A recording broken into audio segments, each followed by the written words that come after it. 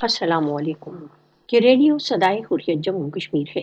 नसीमा खातून से मुख्य समाचार सुनिए। प्रधानमंत्री मोदी बृहस्पतिवार फेक नॉर्मेलिटी की धारणा उत्पन्न करने का प्रयत्न कर रहा है। 24 जून बैठक मोदी विश्व को छल कर यह विश्वास दिलाने का प्रयत्न कर रहा है कि जैसे भारत द्वारा अवैध रूप से अधिकृत कश्मीर में सब कुछ सामान्य है। मोदी पर विश्वास नहीं किया जा सकता। वह जम्मू तथा कश्मीर की पहचान को पूर्ण रूप से नष्ट करने पर डटा हुआ है। कश्मीरियों के यथार्थ प्रतिनिधित्व के सम्मेलन के बिना किसी भी बैठक अथवा वार्ता से कश्मीर विवाद के कोई समाधान की संभावना नहीं है।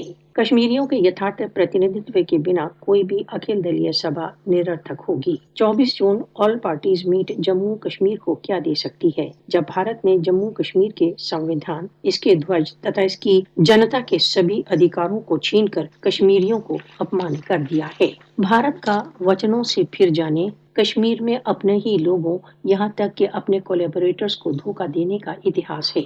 भारतीय राजनीति का छल एक बार फिर उस समय सामने आया जब उसने जम्मू कश्मीर के विशेष स्टेटस को बनाए रखने के वचन को भंग कर दिया। भारत ने भारतीय संविधान के आर्टिकल 370 तथा 35A का बहिष्कार कर दिया तथा भारत द्वारा अवैध रूप से अधिकृत जम्मू कश्मीर की जनसंख्यात्मक स्थिति को बदलने की प्रक्रिया आरंभ कर दी। यहाँ तक कि वे कोलैबोरेटर्स जिन्हें 24 जून की बैठक में आमंत्रित किया गया है, को नजरबंद किया गया, गिरफ्तार किया गया तथा अपमानित किया गया। भारत अपने छल कपट के इतिहास को फिर दोहराना चाहता है। वह एक बार फिर कश्मीरी जनता तथा तथाकथित मेन स्ट्रीम नेताओं को धोखा देगा। कश्मीरी कब तक हिंदू फासिस्टवाद, जिसका नेतृत्व बीजेपी आरएसएस अखिल दलीय बैठक के नाम पर कर रहे हैं, को सहन करता रहेगा। मोदी के नेतृत्व के बलों ने 5 अगस्त 2019 को सैनिक घेराव किया तथा अब वे एक बार फिर इसी प्रकार का कोई कार्य करना चाहते हैं जो 24 जून की बैठक से आरंभ होगा।